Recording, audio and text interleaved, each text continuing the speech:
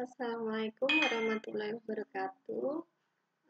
Selamat pagi teman-teman semua, anak-anak kelas 12 PSPT, baik itu PSPT 1 maupun 2. Untuk hari ini, Bu Devi akan menjelaskan materi masih di manajemen produksi, tapi pokok bahasannya adalah blocking kamera. Apa itu blocking kamera dan bagaimana penempatan kamera itu di suatu program acara baik TV maupun film. Sebelumnya Bu Devi akan menjelaskan tentang penempatan kamera yang disebut dengan adanya garis imajiner. Nah, apa itu garis imajiner? Garis imajiner di sini adalah garis khayal paduan kameramen untuk menentukan letak kamera, baik itu kamera, pencahayaan, komposisi, artis atau talentnya, angle-nya, pergerakan kamera atau lensa, atau segala hal teknis kamera yang dipersiapkan untuk merekam adegan. Jadi garis imajiner ini adalah garis atau batasan yang tidak boleh dilewati oleh seorang kameramen dalam melakukan perekaman gambar. Nah, garis ini hanyalah garis maya saja, bukan garis sesungguhnya. Maksudnya adalah garis imajiner ini adalah gambar yang direkam nanti akan memudahkan editor dalam melakukan proses editing. Jadi, kalau di sebuah produksi atau perekaman gambar atau perekaman adegan itu tidak mungkin nampak adanya garis imajiner dibuat, tapi itu adalah garis khayal, pembatas. Jadi seorang kameramen sudah tahu, sebelumnya sudah tahu dalam merekam gambar, dia harus tahu garis imajinernya dulu, garis khayalnya di mana. Nah, garis khayal atau imajiner itu terletak di antara kalau sudah ada blocking talentnya atau objeknya. Tuh. Nah, selanjutnya, ini juga pengertian lain dari garis imajiner. Nah, garis imajiner di sini adalah garis khayal yang menjadi acuan bagi kameramen dalam mengambil gambar. Jika kameramen menyeberangi garis imajiner tersebut, maka informasi gambar itu akan salah atau bisa kita kenal dengan istilah jumping. Gitu. Untuk menentukan garis imajiner, kameramen harus menentukan dahulu shot utama yang akan diambil. Jadi kalau mau menentukan garis imajinernya di mana, harus tahu objeknya dulu, letaknya di mana objeknya, setelah itu menentukan shotnya apa yang mau diambil. Tuh, jadi jangan sampai melangkai garis imajiner. Nanti akan ada gambaran bagaimana penempatan kamera supaya tidak jumping. Tuh ya. Garis imajiner ini digunakan untuk memberi batas bagi posisi kamera dalam mengambil gambar agar tidak jumping dan menjaga kontinuitas gambar. Jadi supaya fungsinya adalah supaya kameramen tahu batasannya, gambarnya, letak kameranya, supaya tidak jumping, supaya tidak ada adegan atau shot yang salah. Gitu. Terus supaya juga untuk menjaga kontinuitas gambar. Jadi shot-shot yang dilalui itu ada kontinuitasnya, adegannya ada kontinuitasnya, ada kesinambungannya. Gampangnya kita bayangkan garis lurus yang memisahkan kiri dan kanan. Jadi kalian bayangkan ada garis lurus yang membagi antara sebelah kiri dan sebelah kanan. Maka untuk pengambilan gambar berikutnya juga harus mengambil gambar dari posisi sebelah kanan. Begitu juga sebaliknya. Apabila kamera tidak hanya satu. Jadi ceritanya seperti ini. Contohnya gampangnya adalah seperti ini. Kalau misalnya ada garis lurus yang membagi antara dua bagian, kiri dan kanan. Kalau kalian mengambil gambar di sebelah kanan, berarti shot yang berikutnya atau kamera duanya harus mengambil juga di sebelah kanan, tidak boleh menyeberang ke sebelah kiri. Begitu pula dengan sebelah kiri. Kamera yang ada di sebelah kiri tidak boleh menyeberang ke sebelah kanan. Kalau menyeberang antara kiri dan kanan, berarti itu terjadi yang artinya terjadi jumping. Itu jumping gambar. Ya, berikutnya adalah, nah ini kesimpulannya, garis imajiner adalah garis khayal atau maya sebagai panduan bagi kameramen untuk menentukan komposisi gambar.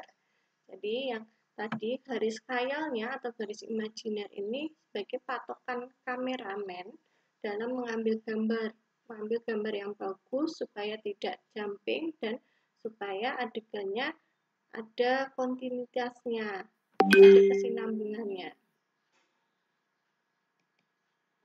Nah, contohnya seperti ini. Coba kalian lihat di sini ada sebuah gambar. Nah, ini ada dua orang yang sedang berdialog, pemain yang sedang berdialog. Nah, garis imajinernya mana? Berarti kan harus tahu objeknya letaknya di mana. Kalau objeknya ada berhadapan, berarti garis imajinernya adalah ini, yang ditarik garis lurus. Nah, di sini ada beberapa kamera yang dipakai, jadi tidak hanya satu kamera. Misalnya ada 4 kamera. 1, 2, 3, dan 4. Nah, di sini bisa dilihat di mana letak pengambilan gambar letak kamera yang benar dan di mana letak kamera yang salah atau jumping. Nah, kita lihat ya di sini. Jika gambar diambil dari kamera 2 dan 3, maka penonton akan melihat dari sisi yang tetap.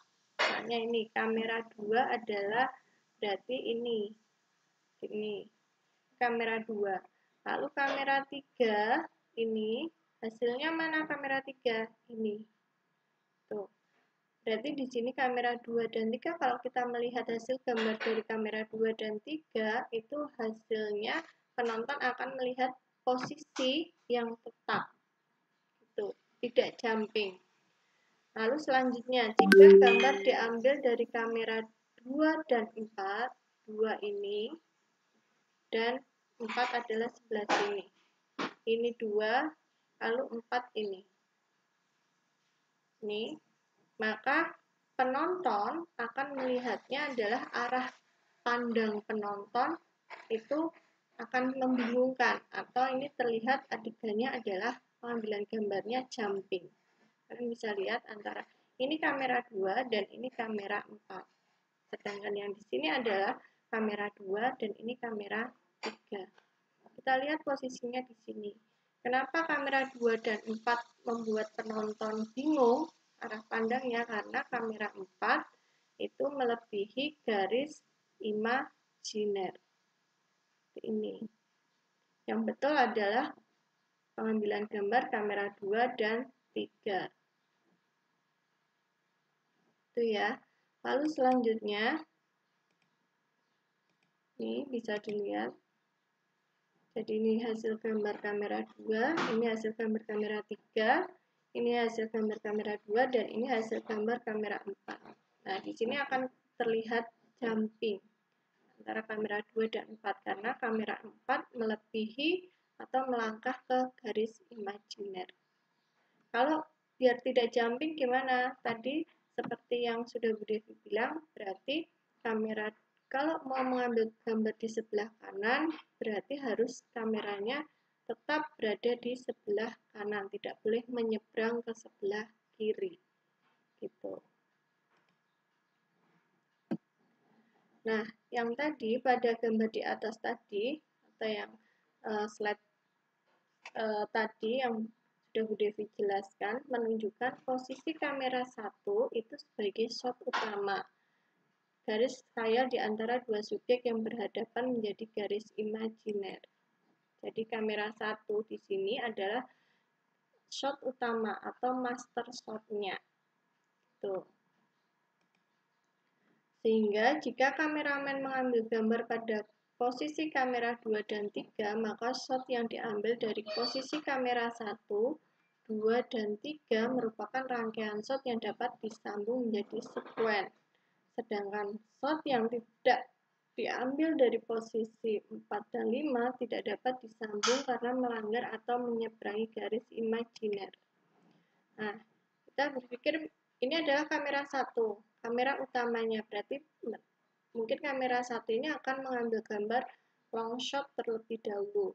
Setelah itu, dia akan mengambil gambar kamera 2 adalah over shoulder-nya, shotnya over shoulder ke arah cowoknya. Ini. Lalu, begitu pula dengan sebaliknya kamera 3. Dia akan mengambil gambar over shoulder dari sisi cowoknya. Nih. Nah, kalau kamera 1, 2, dan 3 akan dirangkai di editing, itu ada kontinuitas gambarnya. Tapi kalau kamera misalnya kamera 1, 2, dan 4 digabung di editing, itu arah pandangnya atau gambarnya tidak sesuai, gitu ya, atau jumping, atau tidak kontinuitas.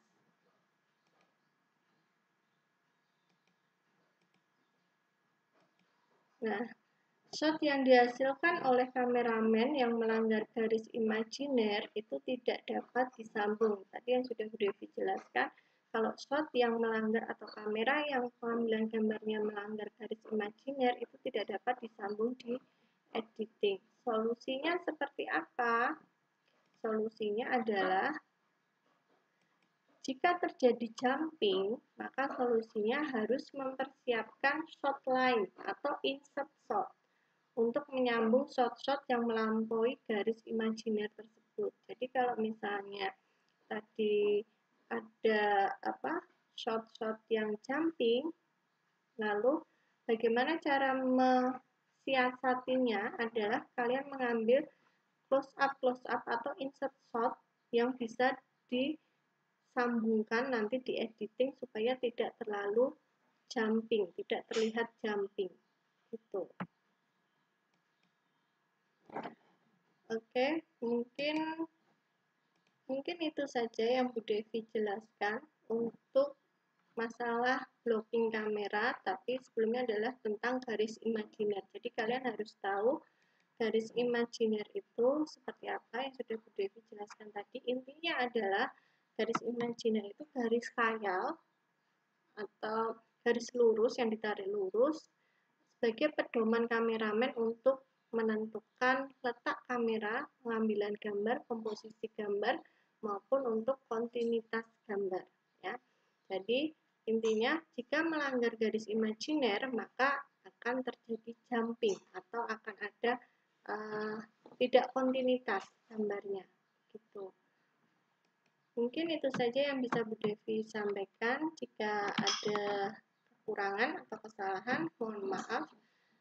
Kembali lagi nanti kita bertemu di materi-materi berikutnya. Wassalamualaikum warahmatullahi wabarakatuh.